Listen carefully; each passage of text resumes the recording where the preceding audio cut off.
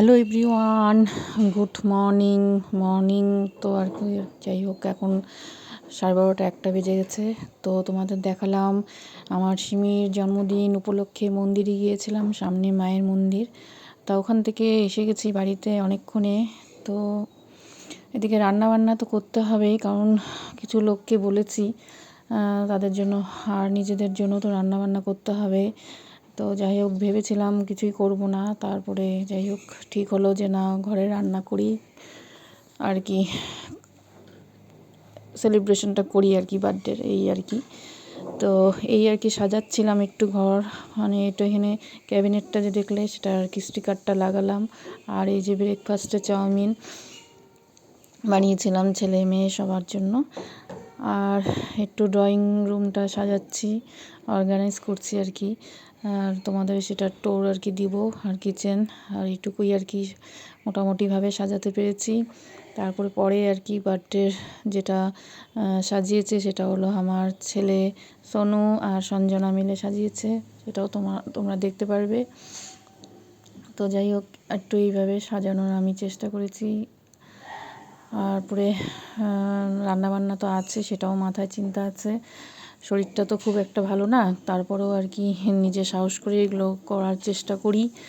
আর আমি, তোমরা আগে দেখেছো, আমি বসে থাকার মানুষ না, একদমই না, বা শুয়ে থাকারও না। শরীর খারাপের মধ্যেই কিছু না কিছু করতেই থাকি।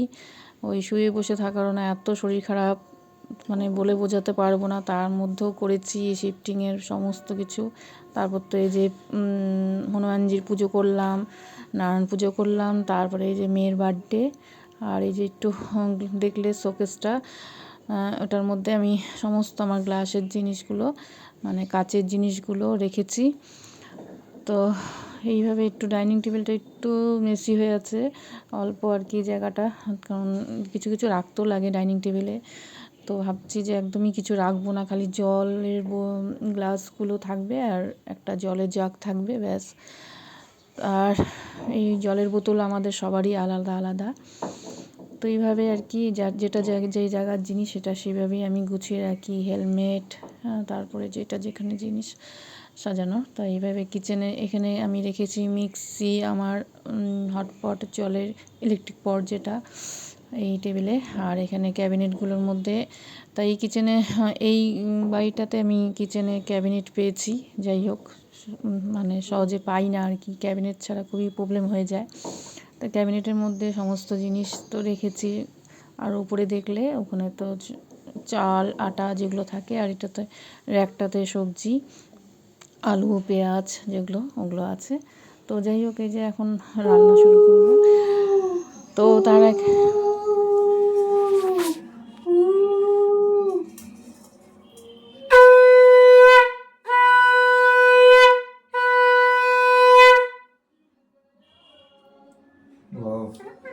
पिट्टी का बर्थडे।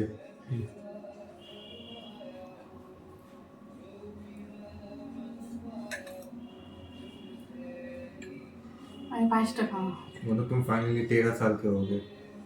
টিनेজার গান। तुम 13 साल मतलब तुम फाइनली 13 साल बाद 13 साल के हो गए। আস্তে আস্তে বেশি করে খাও, বেশি করে খাও। Yes, तुम 13 साल के हो गए ना, तुम एनर्जी की जरूरत है।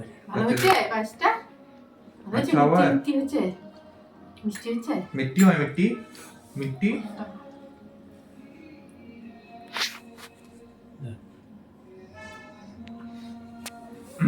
তুই দেখে দাও ना। তো আমার এই যে রান্না করতে করতে পায়েসও করা হয়ে গেছে সিমির জন্য। তো আনলাম আর কি, সন্ধ্যাও লাগবে, আর আমাদের খাওয়া দাওয়া হয়ে গেছে। তা আমি ওকে সন্ধ্যা লাগার আগেই আর কি ঠাকুরের সামনে বসিয়ে আমি পায়েসটা আর কি খাইয়ে দেই।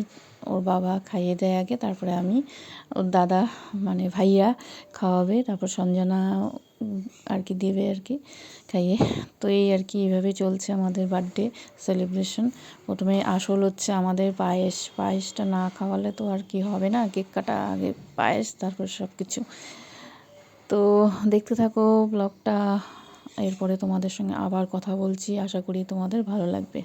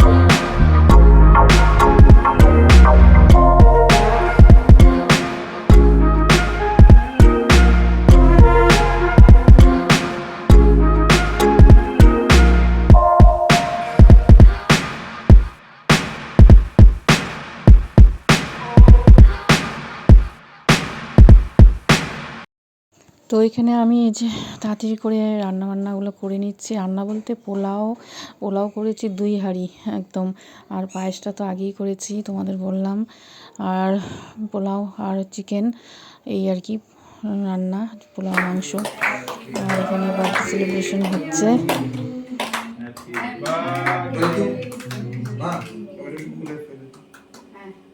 আস্তে করে গরম হবে।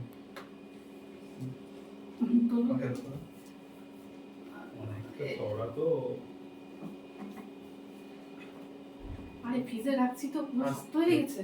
হ্যাঁ অবশ্যই, ওইটা শক্ত না, এটা চাকুটা নরম আছে। এটা এমনি বের করে না, হাত দিয়ে বের করে না, হাত দিয়ে বের করে না, ওকে দাও। তো এটা নেক্সট ডে, পরের দিন আমার সিমিকে স্কুলে নিয়ে অ্যাডমিশন করাতে গিয়েছিলাম, হয়েও গিয়েছে। আর আমরা এখানে দাঁড়িয়ে আছি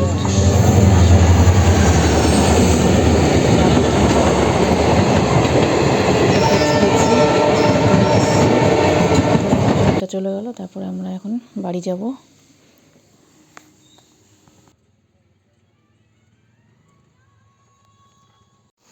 তো গুড আফটারনুন এভরিওয়ান। তো স্কুলে মেয়েকে একদম অ্যাডমিশন করিয়ে চলে এসেছি অনেকক্ষণে। আর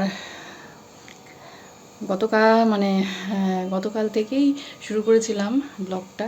তো ভাবলাম যে সামনাসামনি তোমাদের সঙ্গে কথা বলি, তারপরেই শেষ করি। আর বলেছিলাম যে হ্যাঁ অ্যাডমিশন মেয়ের করাবো, তো হয়ে গেছে। Obviously CBSE school, high secondary 12 অবধি একদম নিশ্চিন্ত।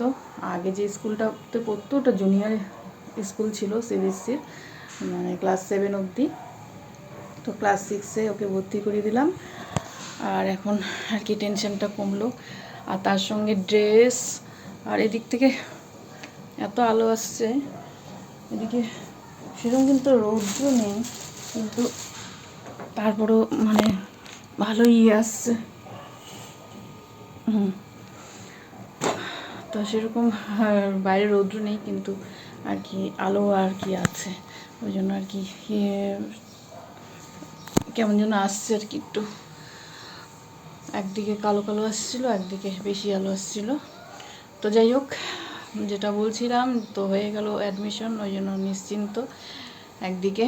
তো নিশ্চিন্ত এখনও হয়নি, কারণ ছেলে স্কুল কলেজ সব কিছুই তো একটা দায়িত্ব থাকে। সব কিছু নিয়েই আমার এই জীবনটা, ওকে বড় করা, তারপরে ওর জব, এইসবই চলছে সেই থেকে এখন মেয়ের পেছনে।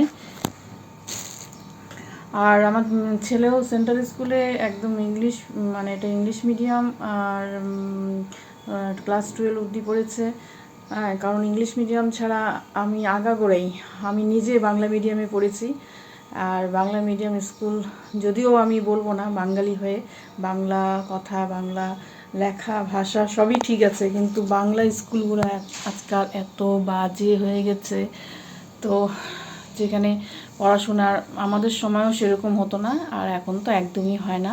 মানে বাংলা মিডিয়াম স্কুলগুলোতে কী হয়েছে, ওয়েস্ট বেঙ্গল বোর্ড যেগুলো বাংলা স্কুল, মানে ক্লাস 1 থেকে পড়ুক না ক্লাস 5 থেকেই পড়ুক, একদম কোনো কিছু ভালো এক্সাম তো হয়ই না।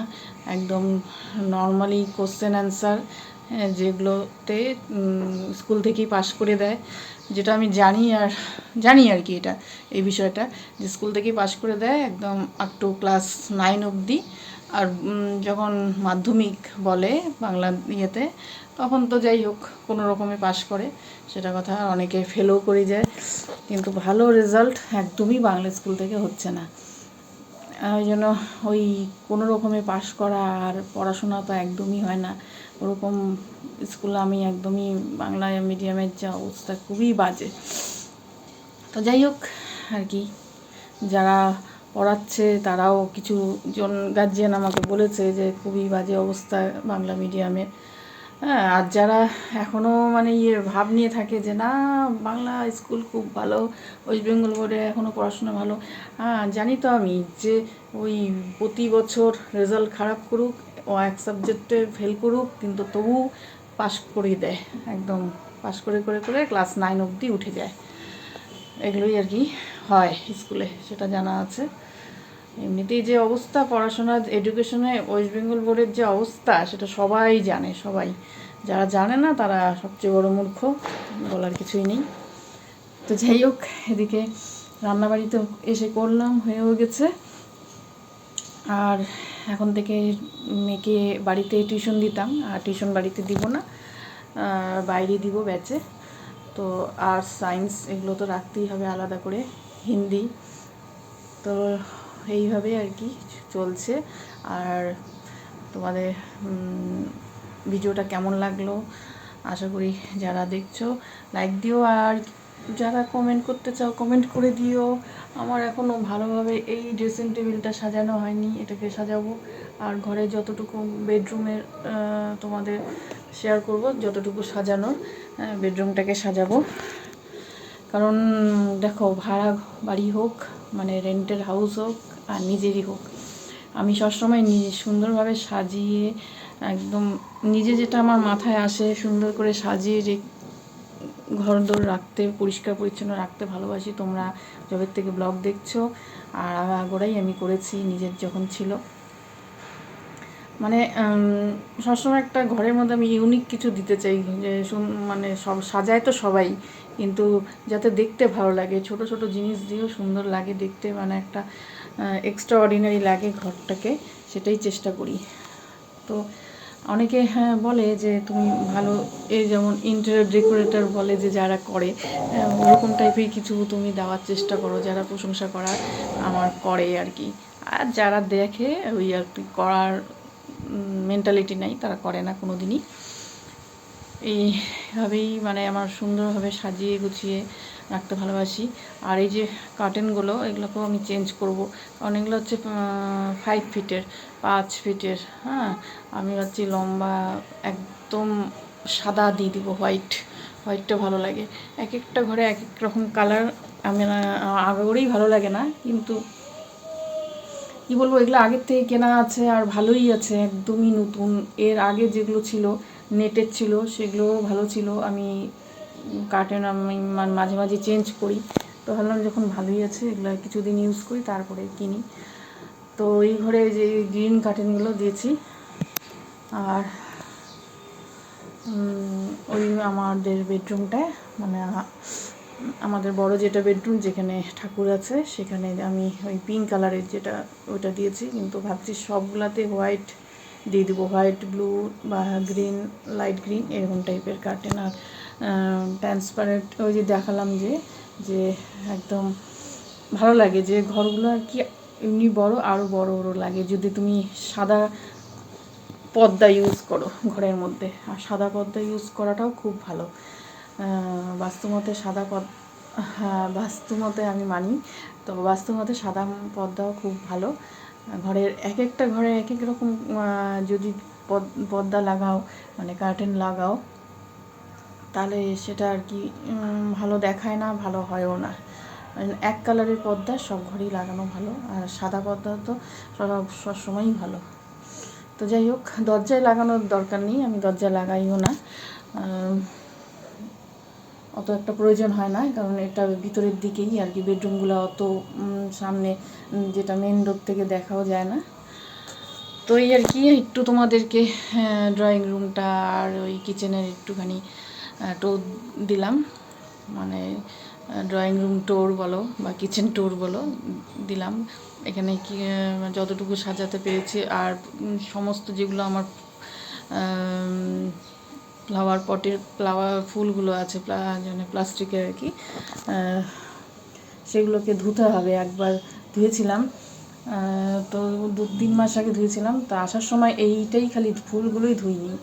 আর আমি এই যে চৈত্র সংক্রান্তি যায়, পুজোর আসার আগে ভাদ্র মাস যায়, তার আগে যে আশ্বিন মাসে পুজো হয়, সমস্ত কিছু ঘরের ধুই একেবারে, পাপোশ থেকে শুরু করে জানলা পর্দা মশারি সব ধুয়ে। আর যখন বাড়ি শিফটিং করি সমস্ত কিছু বাসন কৌটো, মানে ডাব্বা থেকে শুরু করে সব কিছু ধুয়ে টুয়ে একবারে নিয়ে আসি, ওই জন্য আমার কোনো প্রবলেম হয় না। আর পরিষ্কার টরিষ্কার তো করেই নিয়ে আসি। কারণ আমার একটা ইয়ে থাকে যে যে বাড়িতে ছিলাম সেগুলো ইয়ে হয়েছিল, নোংরা হয়েছিল, সেগুলোর থেকে আবার এখানে আসব এক জায়গায়, সেখানে পরিষ্কার ওই জন্য করেই নিয়েই আসি। তা নিশ্চিন্ত আবার পুজোর সময় করব। তো হয়ে গেল, আর চৈত্র মাসেও আমি করি, আমার নিয়ম এটা, আমি করে থাকি সমস্ত কিছু পরিষ্কার। তো এইভাবে চলছে।